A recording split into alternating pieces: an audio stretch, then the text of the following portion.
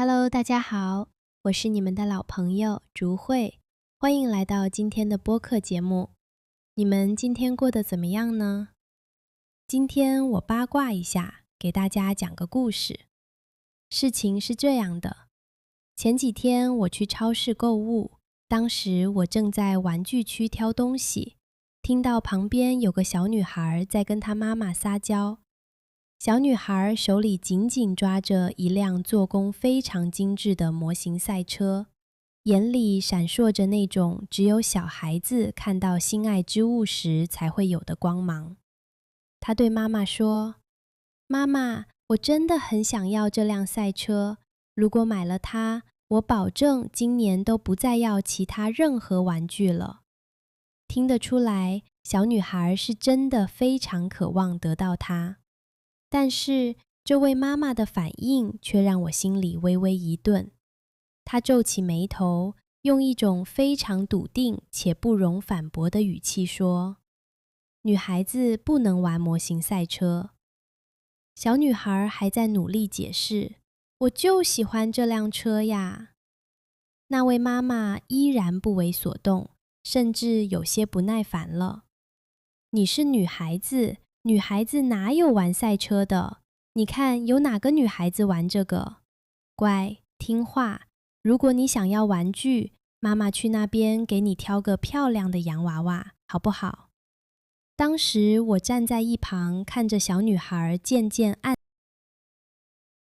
心里其实有很多感触在翻涌。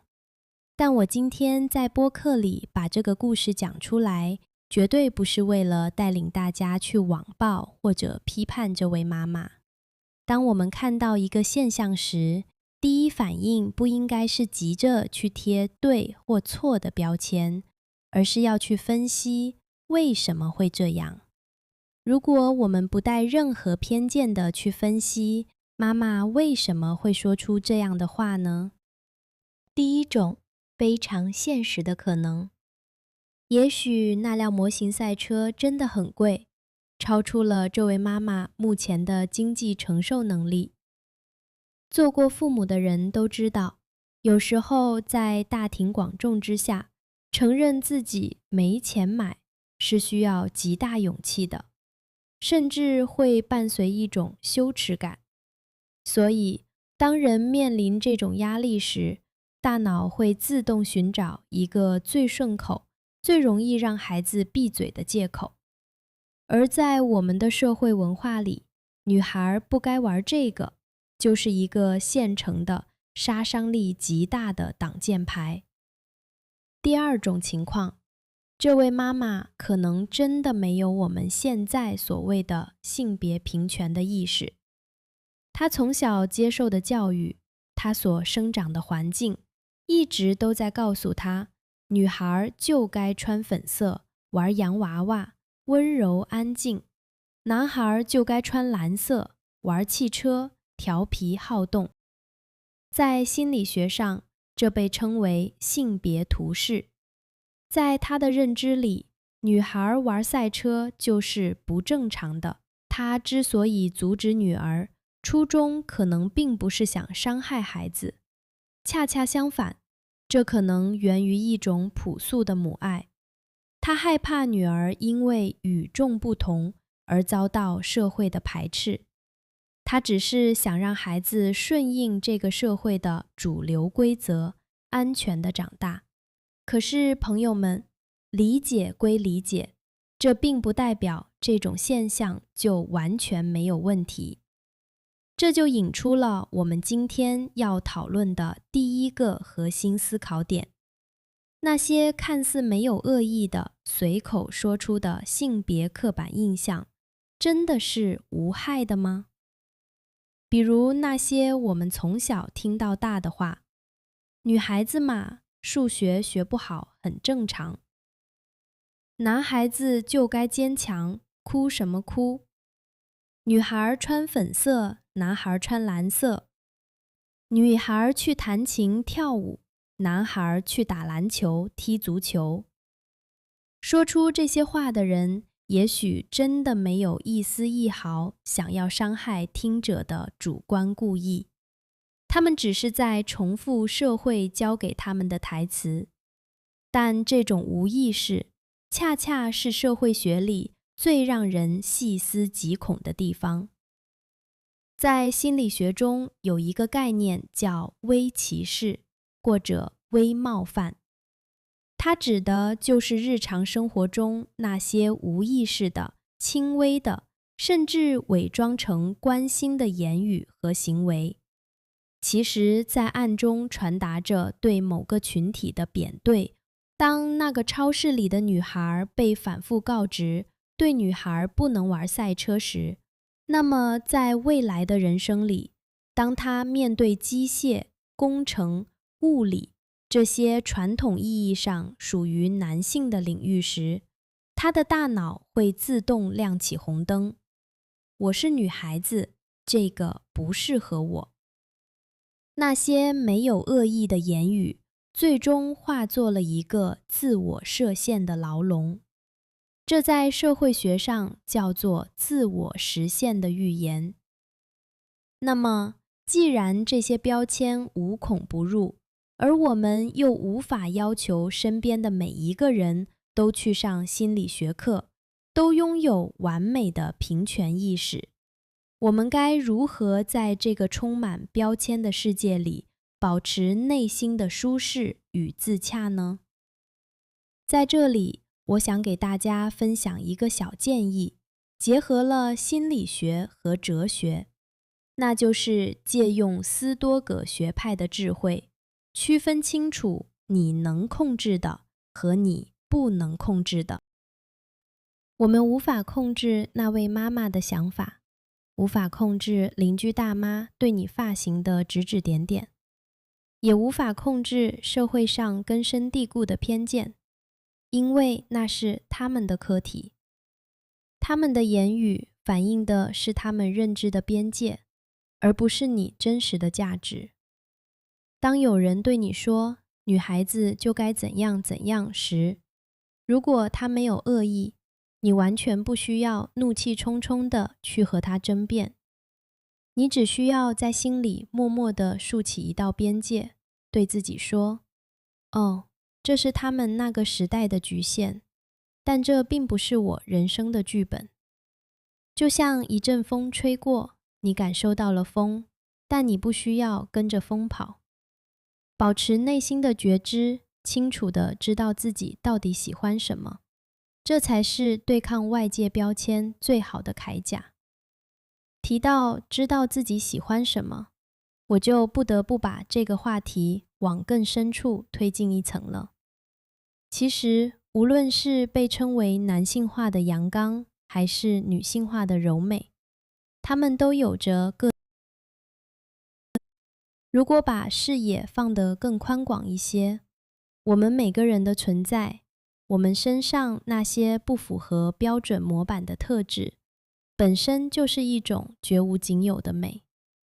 关于这一点呀，我一直对著名女演员刘亦菲的采访印象极其深刻。那是很早以前的一段采访了，我不记得记者具体是怎么字斟句酌的，只记得大意是说，她现在的玉女形象很受男生喜欢，如果换个形象，可能就不会那么受男生欢迎了。刘亦菲完全没有提高音量，也没有表现出任何不悦，依然微笑着回了一句极其杀伤力的话：我管他喜欢什么。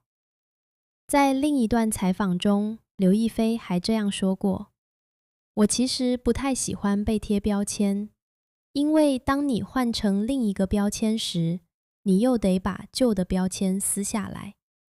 人嘛，都是多面的，潜能也是多样的。这些话背后的社会学意义是什么呢？它是在直接对抗一种叫做男性凝视的文化。在长久以来的社会结构中，女性的价值往往是通过是否被男性喜爱来评估的。而刘亦菲的那句“我管他喜欢什么”，正是主体性的一次强大觉醒。她的意思是，我的美，我的存在，不是为了迎合某个特定性别群体而定制的商品。我是我自己的主人，我的喜好由我自己决定。我们不应该把某种标签硬贴在别人身上。不是因为我是女生，我就不能读理工科；不是因为我留着长发，我就不适合开赛车。人的潜能是无限的，多样性才是让这生活变得绚丽多彩的调味料。这种做自己的松弛感真的是太迷人了。在过去，我也曾有过类似的经历，让我印象特别深。那是在一次课外活动上，我们小组认识了几个新朋友。大家知道的，我这个人性格比较豪爽、开朗，遇到开心的事情，我就喜欢放声大笑。结果，其中一个男生看着我，冒出了一句：哪有女孩子笑得这么大声的呀？真是一点都不像个女生。我当时一听，觉得这话很不对劲，立马反问他：哪条法律规定女孩子不能大声笑了？我大声笑难道是犯法了吗？老实说，我当时听到这句话，满脑子都是问号。我心里就在嘀咕，到底是凭什么认定女孩子就必须是细语轻声、笑不露齿的？是谁在很久以前偷偷地给我们制定了这些莫名其妙的规矩？我大声地笑，释放我的快乐，难道这会改变我的生理性别吗？反过来想，如果有一个男生，他天生性格温和，说话温温柔柔的，难道他就不像个男人，甚至不是男生了吗？自从那次之后，也许是因为心里多了一份留意，我开始经常遇到不同年龄、不同性别的人，说出那种带有刻板印象的话，比如女孩子就必须得这样，男孩子就必须得那样。随着年龄和阅历的增长，当我带着这些疑问走进社会学和心理学的书籍里时，我终于找到了答案。在这里，我想借用著名女性主义哲学家朱迪斯·巴特勒的一个非常经典的理论，叫做性别表演理论。巴特勒告诉我们，很多时候我们以为的男性气质或女性气质，并不是我们天生骨子里带来的，而是社会强制交给我们的一本剧本。从我们一出生，社会就期待我们按照男女性别的剧本去表演。女孩被要求表演温柔乖巧，男孩被要求表演坚强勇敢。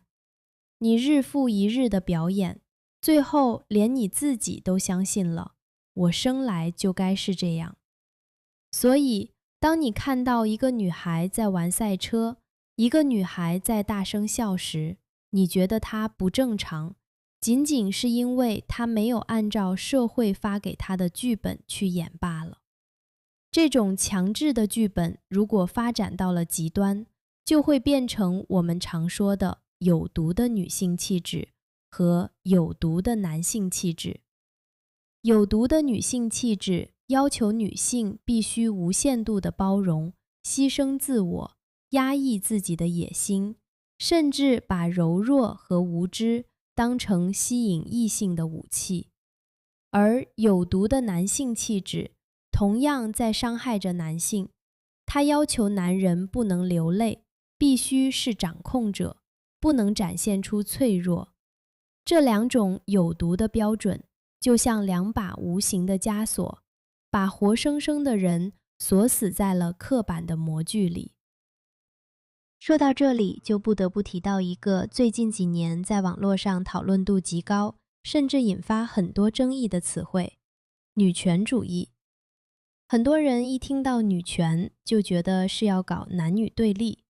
其实真正的女性主义，它的核心永远只有两个词：选择与平权。真正的平权是那个小女孩可以选择玩洋娃娃，也可以理直气壮地选择玩赛车。是你既可以选择化精致的妆容做个全职太太，也可以选择留着超短发在职场上厮杀。平权是捍卫你拥有选择不同生活方式的权利，并且不因为你的选择而受到评判。但是我们也必须警惕现在网络上出现的一些极端女权的迹象。这些声音往往陷入了另一种极端，比如他们会攻击那些喜欢穿裙子、喜欢化妆或者选择回归家庭的女性，给他们贴上媚男、取悦男性的标签。你看，这种极端的做法，其实和当初那个指责女孩不该玩赛车的社会一样，都是打着为你好的旗号，给女性套上了一套全新的、同样苛刻的枷锁，用一种偏见去打倒另一种偏见，这永远得不到真正的自由。那么，作为在这个复杂社会中努力生活的我们，到底应该怎么做呢？我想大声呼吁，请允许别人做别人，也请允许自己做自己。无论你是男生还是女生，不要用自己的尺子去丈量别人的人生。当你看到一个说话温柔的男生，或者一个豪爽大笑的女生时，请在心里默默赞叹一句：看，这就是人类多样性的美好。如果你身处在一个充满刻板印象的环境里，总是有人对你指指点点，想要责怪你、改造你，你该怎么办呢？在心理学中，应对这种有毒环境最好的方法，就是建立坚固的心理边界。有句话说得特别好，永远不要去接受那些你根本不会去向他请教的人的批评。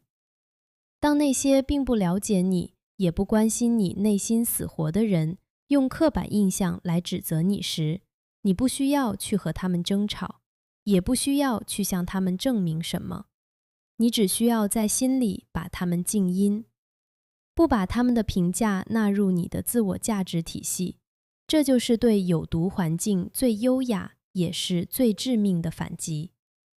节目的最后，竹慧想送给大家一段话：无论你是长发还是短发，无论你喜欢赛车还是洋娃娃，无论你笑起来是细语轻声还是爽朗大笑，请永远记住，你的灵魂没有性别，你的美丽也不需要被定义。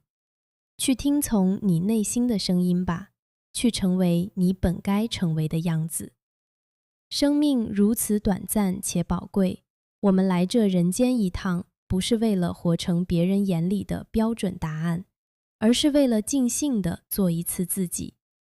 祝愿大家在未来的日子里，都能拥有一份我管他喜欢什么的底气和洒脱。好了，今天的播客就聊到这里，感谢你们的陪伴。我是竹慧，祝你今天、明天以及未来的每一天都闪闪发光。大家晚安，做个好梦。